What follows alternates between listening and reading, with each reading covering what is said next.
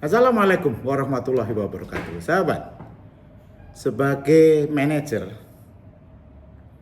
harus bisa berperan membackup dan memberikan yang terbaik bagi perusahaannya.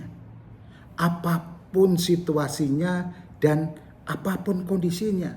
Dan itu harus menjadi suatu objektif yang selalu melekat di dalam pikirannya dan di dalam hatinya. Membackup dan memberikan yang terbaik bagi perusahaannya apapun situasi dan kondisinya. Itu adalah perilaku yang harus dilakukan oleh manajer. Nah, bagaimana? Sebagai manajer, Anda harus selalu siap membackup dan memberikan yang terbaik untuk perusahaan apapun situasi dan kondisi. Dengan jalan apa? Dengan jalan apa? Jalan yang harus Anda lakukan adalah Anda harus memiliki kemampuan di dalam membuat perencanaan. Nomor 1. Nomor 2, kemampuan di dalam mengambilan keputusan. Nomor 3 adalah bagaimana harus memiliki kemampuan berkomunikasi yang baik, menciptakan pemahaman antara diri Anda dengan orang lain, terutama dengan tim Anda dan pelanggan Anda. Yang keempat adalah strong leadership, kepemimpinan yang kuat. Karena itu dibutuhkan untuk mempengaruhi perilaku orang lain. Yang kelima, selalu berusaha untuk meningkatkan kinerja tim dan perusahaannya. Jadi 5 hal ini adalah mandatory yang harus Anda miliki, Anda pahami, dan Anda lakukan. Untuk apa? Untuk berbuat untuk perusahaan Anda. Untuk berbuat yang terbaik. Apapun situasinya dan apapun kondisinya. Jadi aksi secara detail yang pertama tadi adalah perencanaan yang cermat. Perencanaan yang cermat artinya apa? Anda harus mampu melakukan identifikasi tujuan jangka pendek, jangka menengah, dan jangka panjang. Kemudian setelah itu lakukanlah TOWS analysis. Evaluasi ancaman yang akan membuat gagal, kelemahan yang akan membuat gagal, kekuatan yang Anda punyai, sehingga Anda bisa mengambil peluang. Dari situ baru perencanaan yang cermat di dalam pembuatan strategi. Strategi yang jelas, yang mudah dipahami, yang terukur ya, dan tertulis. Sehingga ini menjadi acuan anak buah Anda untuk melakukan penetrasi di pasar. Yang keempat, jangan lupa pembuatan strategi tadi harus ada yang dinamakan penciptaan backup plan. Backup perencanaan, kalau strategi ini dilakukan tidak berhasil harus ada strategi yang kedua.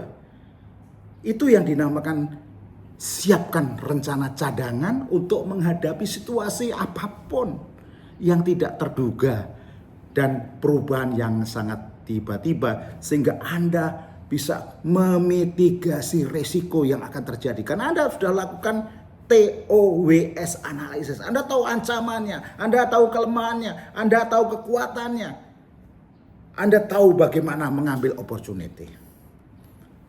Oleh sebab itu yang kedua tadi yang harus Anda harus memiliki kepemimpinan yang efektif. Artinya apa? Komunikasinya yang jelas. Guideline Anda, arahan Anda yang jelas, yang transparan dengan tim. Dengarkan masukan-masukan dan pendapat mereka. Ini menjadi vitamin Anda untuk membooster daripada rencana strategi Anda yang nanti menjadi efektif dan efisien. Dari situ begitu Anda mau menerima masukan, menerima saran Anda, itu akan membangkitkan motivasi tim, menciptakan lingkungan yang kondusif.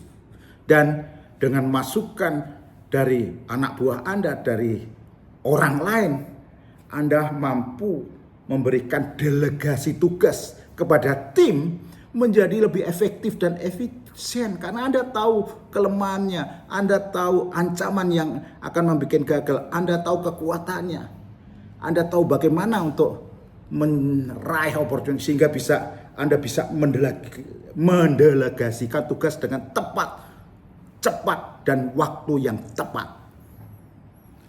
Dari situ Anda akan mampu mengambil keputusan yang sangat cerdas. Karena keputusan berdasarkan analisis, berdasarkan see Anda, berdasarkan think Anda, sehingga dunia keputusannya itu menjadi efektif dan efisien. Dan setelah dilakukan aksi implementasi strategi, jangan lupa pengawasan dan evaluasi. Pemantauan kinerja tim dan perusahaan secara berkala. Setiap minggu, setiap 3 hari sekali, ya, identifikasi area mana yang perlu ditingkatkan. Evaluasi dan perbaikannya di mana yang harus dilakukan. Dan ingat, kalau ada orang salah jangan dimarahin.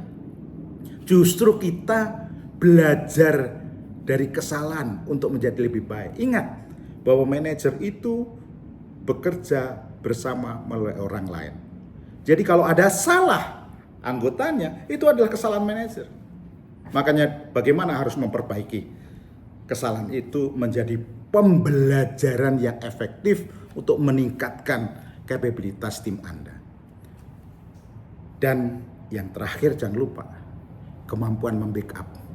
Kalau anak buah nggak bisa, Anda harus bisa melakukan. Oleh sebab itu, Anda harus punya kesadaran dan risiko, mengidentifikasi, mengantisipasi risiko yang mungkin terjadi, serta siapkan rencana mitigasi yang efektif kalau ada sesuatu yang membuat gagal. Fleksibilitas dan adaptasi itu yang harus dilakukan. Jadi di dalam aplikasi strategi, anak buah Anda menerapkan strategi, manfaatkanlah kekuatan mereka, biarkan mereka beradaptasi. Tapi strategi dari Anda, biarkan mereka berimprovisasi. Yang penting sesuai dengan bisnis modelnya dan hasilnya bagus. Dan kemampuan membackup ini adalah kemampuan problem solving. Kemampuan problem solving. Di mana Anda harus mampu mengatasi apabila anak buah Anda nggak bisa. Anda mampu action jika anak buah Anda nggak bisa. Itu namanya modeling the way. Modeling the way adalah salah satu bagian dari problem solving. Anda harus mampu menunjukkan kepada anak buah Anda, tim Anda, ekosistem Anda dapat memecahkan masalah dengan efektif dan efisien. Oleh sebab itu, di dalam kemampuan membackup ini, kerjasama tim adalah harus dibangun, harus diberdayakan. Sehingga sinergitas, ya, empowerment terhadap tim itu menjadi dasar karena solid timnya. Solid, sehingga kalau solid timnya akan menjadi kekuatan yang sangat dasar. Jadi itulah saya ingin mengingatkan bagaimana Anda menjadi manajer yang mampu menggerakkan pasukan, mampu berbuat, membackup dan memberikan yang terbaik bagi perusahaan Anda, apapun situasinya dan apapun kondisinya. Sampai bertemu lagi. Assalamualaikum warahmatullahi wabarakatuh.